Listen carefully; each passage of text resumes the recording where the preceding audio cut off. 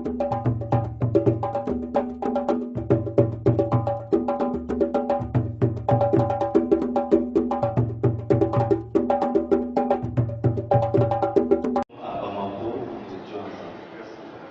vous dire qu'en réalité, nous ne le savons pas, mais nous avons un système qui pourrait honorer le Burkina Faso, au-delà du Burkina Faso, honorer toute l'Afrique. J'ai vu le président rwandais qui l'a dit à une multiples occasions, pour ceux qui ont eu l'occasion de le rencontrer, qu'il s'est inspiré de Thomas Sankara. C'est ça qu'il dit, beaucoup de gens vont s'inspirer de Kamalfa, mais c'est à nous de faire en sorte qu'ils puissent citer Kamalfa lorsqu'ils vont le faire. Et pour le faire, c'est à chacun de nous d'être un ambassadeur effectivement de Kamalfa, de faire en sorte que ce message ne soit pas tombé parmi des sourds.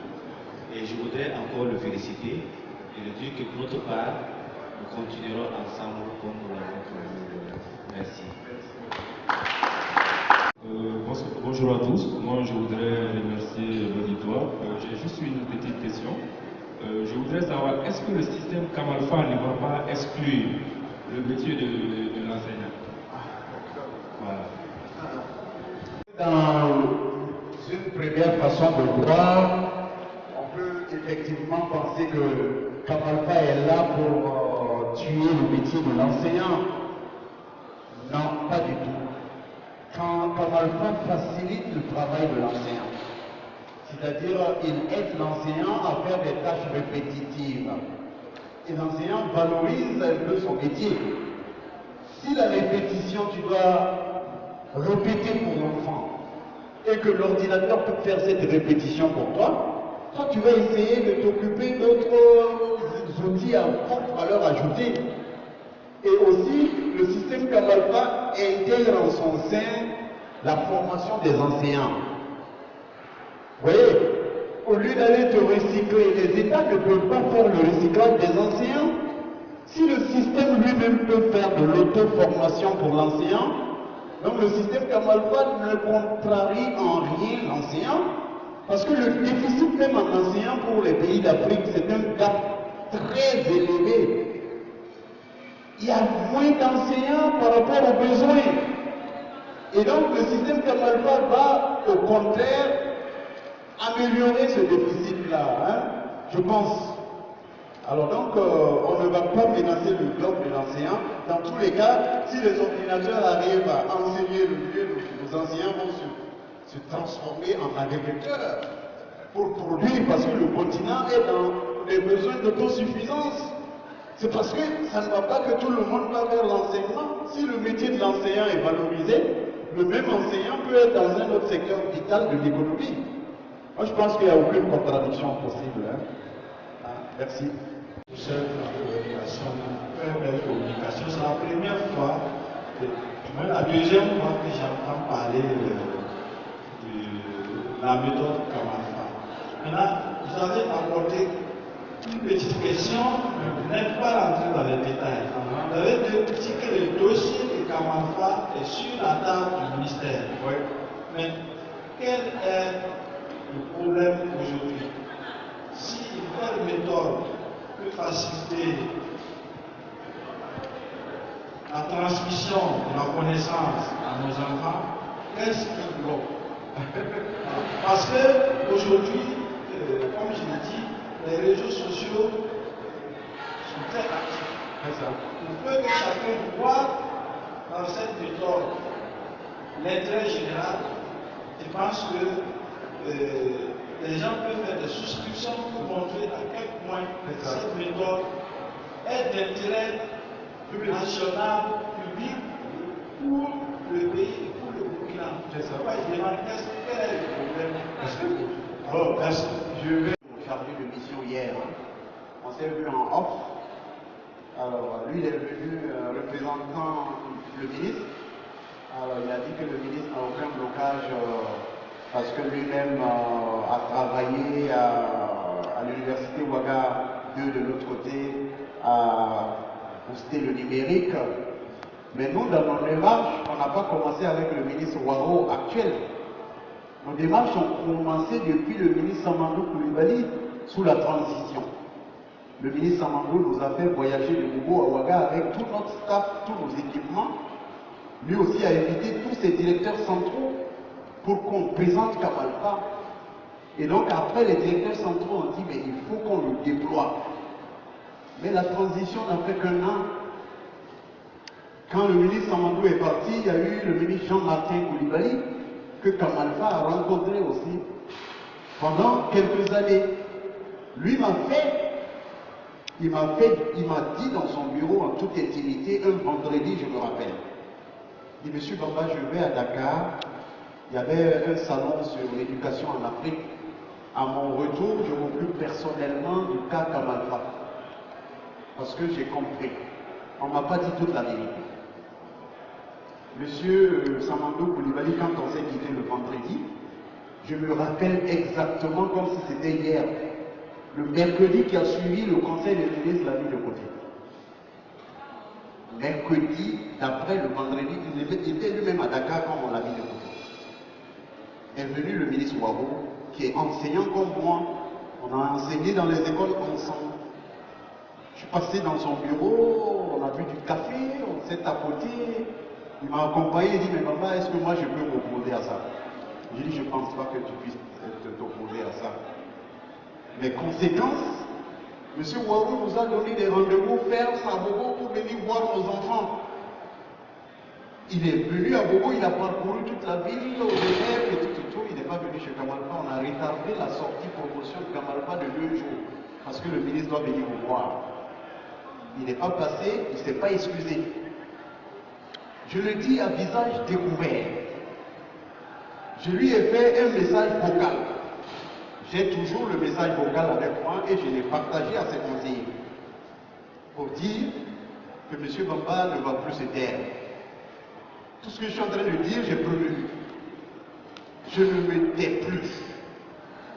Je vais expliquer les démarches et je veux savoir pourquoi vous ne voulez pas. Parce que vos directeurs ont écrit dans nos livres d'or que le système est parfait pour le pays. Ils ont fait une mission à Bobo. Ils ont écrit dans nos livres d'or. Et après, pas de suite. Le pays a souscrit à travers la loi d'orientation de l'éducation nationale qu'il faille que les ordinateurs contribuent à la promotion de l'éducation nationale. Dans la Constitution, c'est indiqué que l'éducation est un droit social. Quand vous pensez avoir la solution et que le ministère vous minimise, il vous appartient de réagir. Et Kamalfa a réagi. Parce que nous ne sommes plus bornés à donner le système au ministère. Nous avons poursuivi et notre carapace est devenue plus dure. Aujourd'hui, Kamalfa est en pourparlers avec les écoles privées laïques du Burkina. Parce que le système peut s'installer comme un kit. Tu l'achètes, tu l'installes sur l'ordinateur de ton enfant et l'enfant continue les apprentissages à la maison. Nous sommes en pourparlers avec les écoles privées. Il y en a beaucoup. Ces 2 ordinateurs que vous voyez, c'est les écoles privées qui ont commandé, qui veulent aller faire l'expérimentation avant de l'ouvrir à leur école et qui vont dans ce cas l'utiliser comme un laboratoire. Une trentaine d'ordinateurs pour 200 élèves. Donc les enfants vont rentrer dans la salle de labo à leur heure libre pour faire la consolidation des exercices. Il y a une 3e facette, c'est d'utiliser l'ordinateur comme outil d'enseignement comme chez nous à Bobo. Là, nous ne le conseillons pas aux écoles privées pour le moment. Nous leur conseillons de faire ça comme un laboratoire. Parce que l'autre est encore plus compliqué, ça prend des assistantes formées et il va falloir aller au-delà de... Voilà, donc il y a d'autres méthodes à implémenter. Donc pour dire, pour ma part, c'est de la peur. Nous sommes dans un pays où les décideurs ont peur. Ils ont peur, quand ils ne maîtrisent pas quelque chose, ils préfèrent ne pas s'embarquer.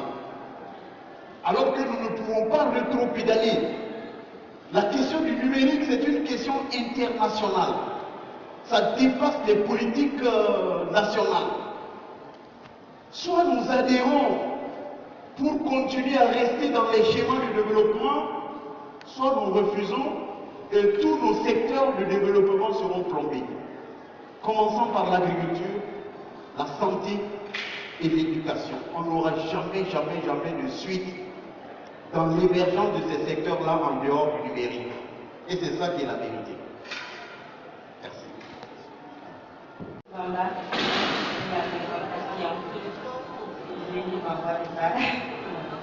j'aimerais savoir, pour une mère au foyer, elle peut faire suivre ce programme à son enfant à la maison et permettre à l'enfant de passer le certificat d'études primaires.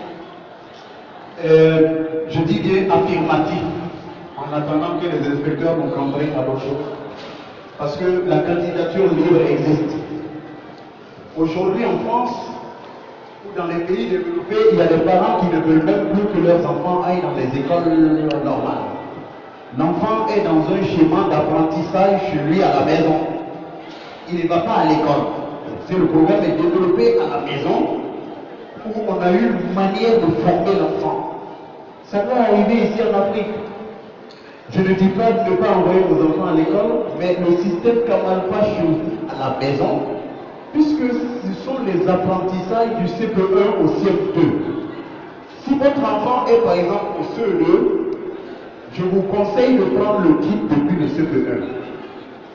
Parce qu'il y a des mécanismes d'initiation de débat que les écoles classiques ne fournissent pas. Donc tu prends ça depuis le CP1, l'enfant fait les révisions jusqu'à arriver au CE2. Et il continue avec le système Kamalfa. Et donc la réponse, est-ce que l'enfant peut faire le certificat? Je dis oui, puisqu'il y a la candidature libre. Les services d'éducation de base peuvent ne pas l'inscrire, mais toi tu vas inscrire ton enfant pour dire il est prêt pour faire le CEP ou il est prêt pour faire le BEPC. Moi je fais une expérimentation cette année. J'ai 7 enfants qui font le BEPC. 7 enfants qui sont inscrits dans la méthode Kamalfa qui vont faire le BEPC. Et j'ai 2 qui vont faire le baccalauréat, série D. Donc j'ai mis en place un système d'encadrement avec 80% de vidéos et ils ont quelques enseignants qui viennent compléter les apprentissages. Je vais voir à la proclamation des résultats ce que ça va donner. Si ça fait du 100%, ça va être une méthode à valoriser, surtout pour ceux qui n'ont pas le temps et qui veulent progresser dans leur enseignement. Il n'a eu que le BPC et par la force des choses, il est obligé d'aller travailler quelque part pour nourrir toute la grande famille quelque part. Il peut continuer avec sa formation en utilisant les contenus pour aller faire le bac et puis par la suite même faire des études universitaires tout en gagnant, en maintenant son salaire. Je pense qu'il nous faut réinventer notre éducation, notre façon de voir la formation. Merci. Voilà le kit qui est posé. Et le prix est-il accessible à une famille lambda? Oui, parce que le prix a été étudié pour le moment à 25 000 francs sans la subvention du gouvernement. Nous le faisons à 25 000 francs le kit pour une classe. Si tu veux acheter les 6 kits, ça te fait 150 000 francs. Mais c'est le contenu du système éducatif que tu as. Mais les 6 classes à 150 000 francs. Si tu n'as pas d'ordinateur, on peut le mettre sur un ordinateur. Mais si tu envoies ton ordinateur, on peut l'installer là-dessus. Tu envoies ton smartphone, on l'installe là-dessus. Mais on peut te le donner avec ton ordinateur là. C'est plus solide, hein? C'est très solide. Et donc il faut prendre aussi du solide, quoi, pour que ça puisse faire 10 ans avec l'enfant. Il va en terminale, ses petits frères. C'est le système éducatif du pays. Implémenter d'autres vidéos. Des vidéos qui ont été développées par des éditeurs de contenu comme Khan Academy et tout ça. Il y a d'autres vidéos là-dedans. C'est bon? D'accord. Parce que nous, on pensait que c'était de 15h à 17h. Ah, d'accord. Et je représente l'Union nationale des stations d'enseignement privé laïque de la région du centre. Je crois que c'est le coordinateur que je suis sorti accueillir là. Dès le centre, tu vas venir. Alors, nous sommes heureux d'accueillir M. Bamba. Merci. Et nous avons apprécié à juste titre son innovation, sa révolution technologique au profit de l'éducation. D'accord. Et nous lui souhaitons bon vent. Merci. Et si aujourd'hui tous les fondateurs de l'Union nationale des stations d'enseignement privé laïque n'est pas présent, c'est qu'ils se sont mobilisés et ils voulaient recevoir M. Kamalfa à titre exceptionnel au niveau de leur coordination. Ils se sont dit que c'est un public ouvert, donc tout le monde peut venir, mais en fait, avant de venir, le chargé de la formation du bureau national m'a laissé entendre, m'a dit de vous transmettre le message selon lequel il souhaite vous recevoir parce que ça intéresse plus d'un fondateur. Et à ce niveau, je crois que les perspectives sont bonnes. Le contrat sera bientôt signé avec Kamalfa pour cette innovation technologique. Alors, je peux vous rassurer que tous les fondateurs de la région du centre sont informés de ce qui se passe actuellement aujourd'hui. Seulement, ils ont été surpris. Mais comme c'est vers la fin du trimestre, ils sont actifs pour leur proposition et autres. C'est ce qui fait que certains sont passés individuellement. Mais comme on va vous recevoir, j'espère que vous aurez un peu de votre temps pour nous. Je vais attendre pour ça. Peut-être mardi ou plus tard. D'accord. C'est bon? Ok. Voilà. Comme parlait de François. Merci d'être là. Merci. Ok. Je m'excuse de venir en retard. J'aurais voulu être, en tout cas, vous êtes indiqué. Donc, je merci pour le partage. Et vous souhaite vraiment bon revoir. Je crois que ça c'est la dernière fois. Nous allons travailler ensemble et puis voilà, faire toutes les faisabilités possibles. Merci et bonne suite. Merci. Le privé de l'éducation pour apporter plus au ministère de l'éducation. Et le ministère effectivement nous a donné le feu vert. D'entreprendre des innovations au niveau du secteur de l'enseignement et à mettre un service spécialisé à ce niveau. Et je crois qu'à chaque fin d'année, nous faisons le rapport de nos innovations qu'on transmet au ministère et on est suivi. À ce niveau, Kamalfa est un partenaire privilégié avec qui nous allons nous aventurer dans la mini-méga. Merci, bonjour. Et à cœur vaillant, bien est possible. Merci. Public chaleureux qui est resté longtemps, il y avait qui était là pour quelques minutes. Alors, il y a une question?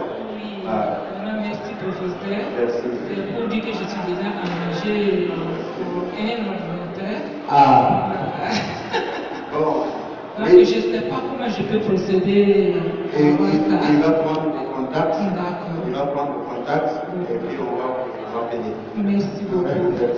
Voilà.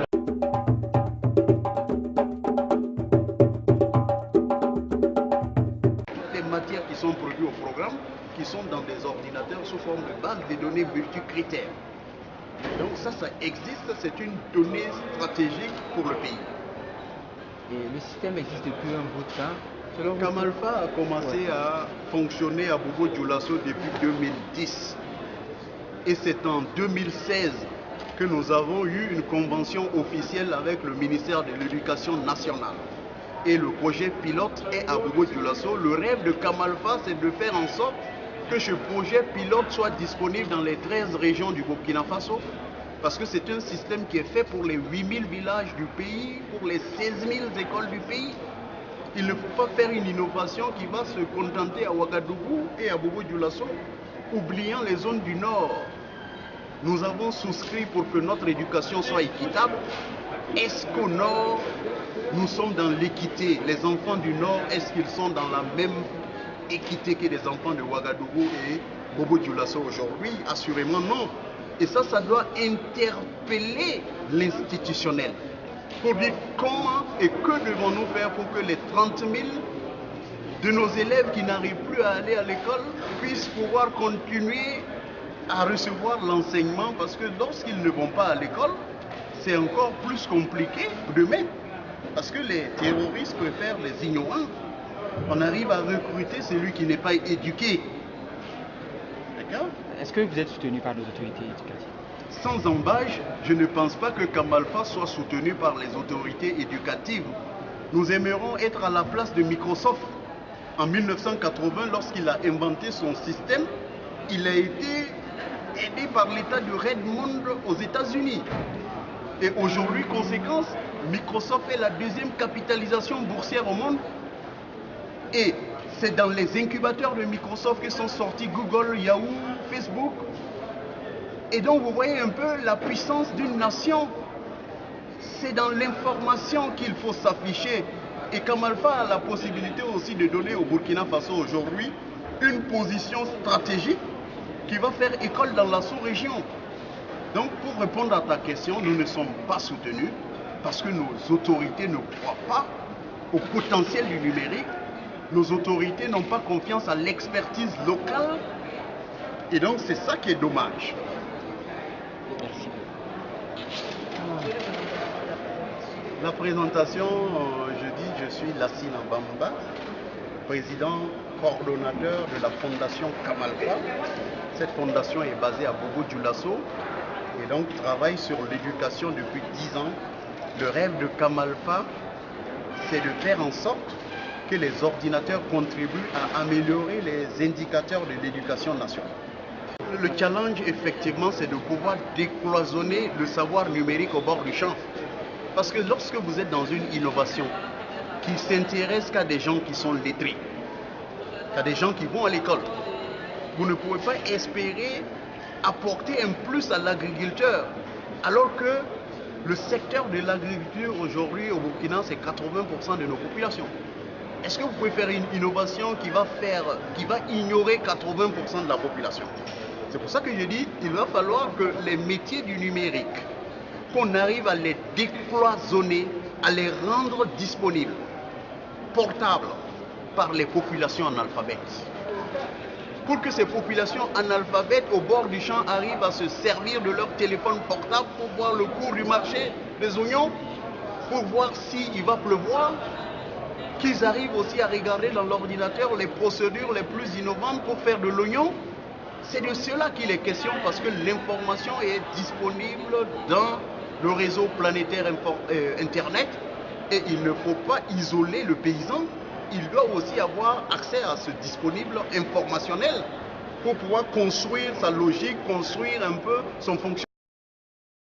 Ce qu'il a exposé comme système, nous estimons qu'au plus profond du Burkina, pas seulement à Ouagadougou, la solution Kamal Alpha peut même nous permettre de réaliser l'éducation pour tous, puisque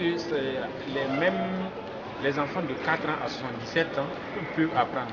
Et vous savez, avec la solution Kamal Alpha, on n'est pas forcément obligé d'être à l'école. Vous savez, aujourd'hui, plus de 1000 et quelques écoles sont fermées à cause du terrorisme. Si la solution Kamal Alpha était dans ces écoles-là, ils allaient être à la maison, ils apprenaient toujours, et les jours des évaluations, ils sont suivis, ils peuvent même se retrouver dans un domicile, faire l'évaluation et il n'y a pas de problème. Donc la solution Kamal Alpha, à l'heure du numérique, est la bienvenue. Merci.